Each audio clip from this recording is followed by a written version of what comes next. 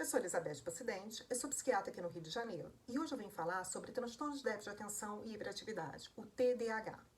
O TDAH, desde a década de 80, a gente sabe que o substrato em comum com todos os subtipos de TDAH é o quê? Uma dificuldade de sustentar a atenção. E nada tem a ver com a inteligência. Então você pode pegar pessoas com uma inteligência altíssima, mediana, baixa, limítrofe e ter TDAH. Consequentemente, você pode encontrar pessoas empresários bem-sucedidos, pessoas com doutorados, cientistas, como pessoas que têm várias repetências escolares até o abandono escolar. Então não tem nada a ver com inteligência. Então essa história de que é bom aluno, então não tem TDAH, isso é balela. Por favor, não repitam mais isso. E aí vamos lá. Precisa de um conjunto de sinais e sintomas para você ter o TDAH. Então eu vou falar alguns deles e depois no futuro a gente vai aprofundar cada item desse e por faixa etária e aí a gente vai conversando juntos. Então vamos lá. Todos eles têm uma dificuldade de sustentar a atenção. Então você imagina se você está assistindo um programa de TV, mas que a todo instante ela sai do ar rapidamente, O que vai acontecer? Você vai precisar de um esforço muito maior para você prestar atenção e no final do programa você entender esse programa. Mas ao mesmo tempo tem vários detalhes que vão passar desapercebidos. E às vezes você nem vai dar conta disso achando que entendeu tudo. E é mais ou menos isso que acontece com o paciente com TDAH, só que a todo momento. Então, a todo momento, ele está tendo alguns lapsos, né, de falta de atenção. Então, vamos lá. Se você parou para assistir esse vídeo, é porque por alguma razão esse assunto te interessou. Então, imagina que você está prestando atenção em mim, mas pelo menos você também está prestando atenção. Se eu estou de anel, não estou de anel, se eu tenho um brinco, como é que está meu cabelo, como é que está o fundo, mas ao mesmo tempo está prestando atenção que você está no seu quarto, o armário, a porta está aberta, você já mudou o canal da TV algumas vezes, você ainda está brincando com o cachorro. E vai ter alguns que já levantaram, não estão nem mais nesse cômodo. Alguns levantaram e já levaram o celular junto e outros esqueceram que está o celular tocando. Então, é isso que acaba acontecendo com o paciente com TDAH. Agora, você vai falar assim, mas eu não tenho, porque quando o assunto me interessa, eu fico horas, sou bom pra caramba, vejo séries, jogo videogame, aquele livro que eu gosto eu leio 10 vezes se for preciso. Sim, a maioria, todas as pessoas têm muito mais facilidade em sustentar a atenção no que dá prazer, claro, a gente gosta de ter prazer, então vai ser muito mais fácil. Só que a vida nem tudo a gente faz ao que nos dá prazer. Tem várias coisas que são chatas, que são entediantes, ou que a gente acha difícil, que a gente não tem saco. E aí, a gente precisa sustentar a atenção nisso também. Só que o paciente que tem TDAH, ele tem uma dificuldade muito grande. Então, quem não tem TDAH, acha chato, tem uma dificuldade, mas daqui a pouco não chega a ser uma dificuldade. Agora o TDAH ele vai ter uma dificuldade muito grande. E essa discrepância que é o patológico. Outra coisa que é muito interessante, aparece no paciente com TDAH e pode se manifestar de diferentes formas, é a dificuldade de se organizar. Pode aparecer o seguinte, a dificuldade de se organizar com os próprios objetos. É aquilo, a criança que sabe tem que arrumar a mochila. Ele sabe que dia de terça-feira é a natação que ele ama, mas ele esquece de botar sunga. Por quê? Porque ele não conseguiu se organizar. Ou porque no meio da arrumação, ele lembrou de uma outra coisa, saiu do cômodo e não voltou para arrumar. E aí, no dia seguinte, puxou a mochila e foi.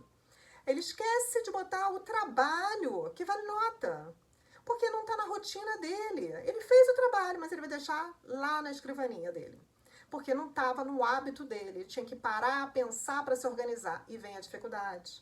A dificuldade de se organizar, às vezes, na mesa de trabalho, no seu quarto. Então, isso tudo vai conturbando o dia a dia dessa criança, desse adulto. Outra coisa que é a dificuldade de se organizar em relação à percepção do tempo. O paciente não tem a percepção do tempo. Então, quer ver um exemplo, às vezes, de criança? A mãe fala assim, olha, toma banho rapidinho que a gente tem que passar no shopping, aí eu vou na festa de aniversário que você quer. Ele entra no banho, querendo ser rapidinho, mas quando ele vê, ele já se distraiu, ele tá brincando de Capitão América, ela finge que é uma princesa, e demora um tempão, e aí, pronto, não dá pra ir no shopping, a mãe desiste daí da festa de aniversário. Ele queria? Não. Ele queria perder a festa de aniversário? Claro que não.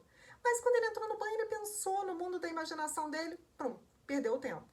A mesma coisa acontece com as faixas etárias. Então é uma dificuldade, acha que fica muito tempo, às vezes, numa atividade, ou porque se distraiu, ou porque fica buscando, né, erros de omissão, aí parece o perfeccionista, mas é com uma insegurança muito grande, fica buscando ali, perde muito tempo numa atividade, se sente lentos. Outros é porque coloca mil coisas para se fazer e pela falta de noção de tempo, não vai dar tempo. Ele não sabe quanto tempo ele dura para aquela atividade. Ele não tem confiança se ele vai conseguir sentar e se focar naquela atividade. Ele não sabe se ele vai se distrair.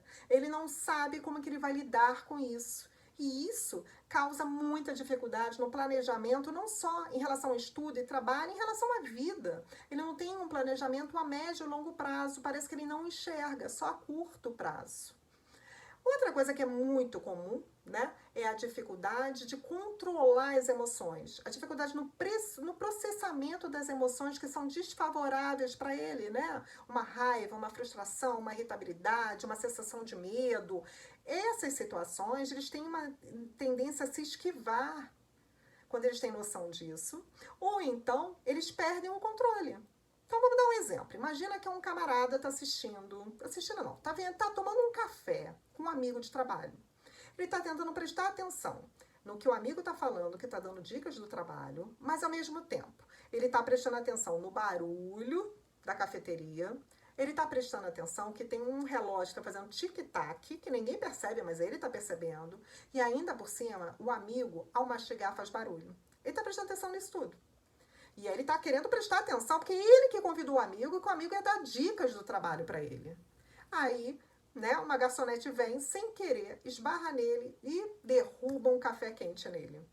Foi pego de supetão. Aí, pronto, ele explode, né?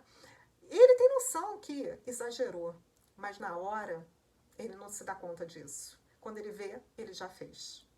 Então, todas as emoções que têm uma certa dificuldade, esse processamento, né, é mais lentificado, é difícil de controle para o paciente. Então, ele tem uma dificuldade em processar isso. Outra questão de processar é o controle da ação, que muitos deles têm uma dificuldade de controlar o seu impulso. Então, são pessoas que às vezes falam demais, são tagarelas. Então, às vezes tem aquilo, eu quero prestar atenção, mas quando eu ver, eu tô batendo papo. Ou, eu sei que eu não tenho que falar com meu tio sobre política, que dá briga. Pronto, quando vê, já falou. Aí eu sei que eu não posso dar opinião com fulano sobre isso, quando vê, já deu opinião. Aí eu não quero contar pra ninguém, porque a minha mulher disse que eu não posso contar pra ninguém o nosso projeto, que talvez a gente vai conseguir trocar de carro. Quando vê, pum, já falou. Então, essa dificuldade de controlar, né, aqueles 30 segundos que eu tenho um paciente que fala isso, a medicação dos 30 segundos, que de controlar o que vai falar, ou de controlar o que vai fazer. Então é aquele paciente que às vezes está dirigindo, né, ele se distrai e acelera, ou tem aquela questão o outro provoca ele, né, que aí junta com o controle das emoções, provoca e dá uma fechada, ele vai, deixa bater. E às vezes sai um prejuízo muito maior, porque às vezes ele tem noção, gente, por que eu arrisquei isso? Olha só, agora a dor de cabeça que eu tô tendo, o prejuízo, mas quando vê, já fez. Esse controle da ação também pode ser manifestado de outras formas, como, por exemplo, a pessoa, sei lá, comeu uma lasanha, é o prato predileto dela, comeu, repetiu, tá cheia, mas quando ela vai ver, ela tá fazendo uma pipoca de micro-ondas. Pensou em fazer, já fez, não parou pra pensar, peraí, eu tô cheia, deixa pra depois. Aquele que vira e fala assim, olha, eu vou juntar dinheiro porque eu quero, né, trocar de carro. Mas aí, ele entrou no shopping, alguma coisa chamou a atenção, aí aquele prazer imediato foi, pum, comprou. Às vezes até se endivida. A mesma coisa acontece com outras situações, né? Às vezes drogas. Então, você tá numa festa, tá lá, oba, oba, e a pessoa vai e oferece alguma coisa. Você no oba, oba, nem para pra pensar, pum, já experimentou. A mesma coisa, o sexo precoce ou o sexo sem camisinha, isso coloca em riscos. Então, esse controle do impulso prejudica muito no dia a dia do paciente e coloca ele em risco em várias situações. Outra coisa que às vezes é muito comum é ter uma alteração da memória de trabalho. O que é isso? Memória de trabalho é aquilo que a gente já armazenou, mas na hora que eu preciso rapidamente dela, ela não vem. Ela tem um prejuízo no paciente com TDAH. Então, ela memorizou.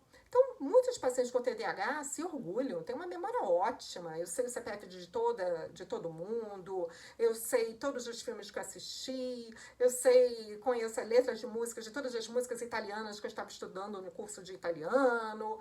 Ele, às vezes, até se orgulha muito disso. Mas só que, na hora que a gente precisa, rapidamente, ele não vem. Então, aquela história, ele está sentado, ele tem que fazer o projeto 1 do trabalho. No projeto 1, ele tem que buscar as informações para aquele projeto. E aí ele fica pensando, cadê, e não vem. Não vem na memória. E aí, por que não vem? Não vem na memória o projeto 1, mas vem as ideias do projeto 2, do 3, a lista do supermercado, a conversa com a mulher, a briga que teve com o pai, a lembrar que tem que botar gasolina no carro. Isso quando ele não levantou e foi conversar com um amigo da outra mesa do trabalho. E esqueceu o que estava fazendo. Então, isso é o prejuízo da memória funcional de trabalho. Então, isso no dia a dia também é muito desgastante. Então, é o que a gente vê muito no consultório. O paciente perde coisas pela falta de atenção, ou guarda coisas, e fala assim, doutora, eu tenho certeza, eu me imagino guardando, que eu falei, eu vou guardar no lugar seguro, mas não lembro o lugar, né? E tudo isso são sintomas do próprio TDAH. Agora, imagina isso tudo junto no pacote só. Isso causa um prejuízo no dia a dia. Influencia até a forma como ele encara a vida, como ele encara o relacionamento das pessoas também. Por quê? Às vezes, por falta de atenção, ele está conversando com uma pessoa, ele não percebe que essa pessoa não está num momento legal. Sei lá, está triste, está quase chorando, e passa a ser percebido isso. Ou aquela história, todo mundo foi lá dar parabéns para o amigo na mesa de trabalho. Ele tem que falar com esse amigo que ele está precisando muito de uma informação. Aí ele vai até a mesa do trabalho falando assim, não posso esquecer de dar o parabéns. E aí quando chega lá, ele vai de supetão, fala assim, o que está faltando? Pro meu trabalho, esqueceu de dar parabéns, então parece antipático, mas não, porque ele estava tão focado no problema dele que ele passou desapercebido que era aniversário do amigo. Então, isso vai fazendo com que ele vá criando dificuldade também no relacionamento. Inclusive, tem aquela explosão, né? Dificuldade de processar as emoções, né, inerentes a desconforto. E que numa relação, seja de trabalho, seja conjugal, seja na família, é bastante comum. Então, às vezes, ele tem explosões de raiva, tem uma dificuldade de lidar com a frustração, que vai ter impacto nos relacionamentos. Outra, se ele é uma pessoa que, para raciocinar, para se organizar, ele é muito lento, então o que vai acontecer? Quando ele vai numa pessoa que se organiza rápido, que é vapt-vupt, aquilo ali gera um desconforto para ela. Ela fala, será que essa pessoa fez certo mesmo? Será? Será que ela não é uma charlatã? Ela está me enganando? Eu vou pegar ela na curva? Ou são pessoas extremamente inseguras que elas têm que, né, ter autorização, sair falando com tudo que é amigo, para o amigo falar, não, é certo mesmo, é isso mesmo. Ou então são pessoas que são extremamente impulsivas e rápidas, que elas não têm paciência de explicar ou de lidar com pessoas que estão falando mais lentamente, né? Elas não têm essa paciência. E isso vai trazendo um desconforto nos relacionamentos, vai trazendo um prejuízo grande.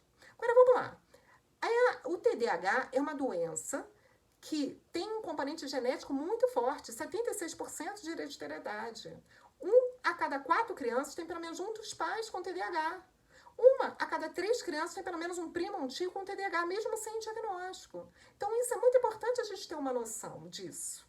Que tem um componente genético, ou seja, não é uma dificuldade de malformação de caráter, de falta de educação, de trauma dos pais, não.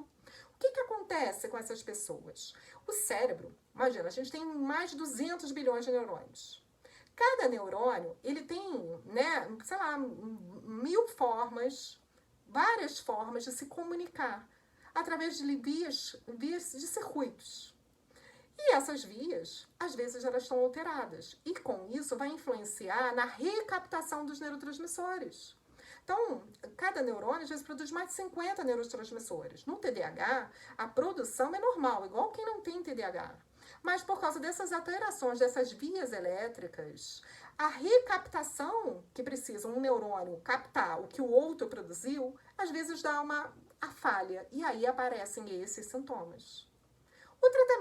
O tratamento consiste em medicamento, em muitos casos, só que é um medicamento que não leva a cura. É diferente de um antibiótico para uma infecção, que leva a cura. É um medicamento que vai ajudar a controlar essas alterações, e aí, paralelo a isso, ele tem que ter um acompanhamento de um psicólogo que vai o quê? Treinar as habilidades dele, a forma de ele se organizar, a forma de lidar com essas dificuldades. Junto, é claro, que muitas vezes a gente faz recursos tecnológicos, né? Agenda, tem uma série de coisas aí que podem ser feitas, mas disso a gente vai falar numa outra vez, tá bom? Obrigada.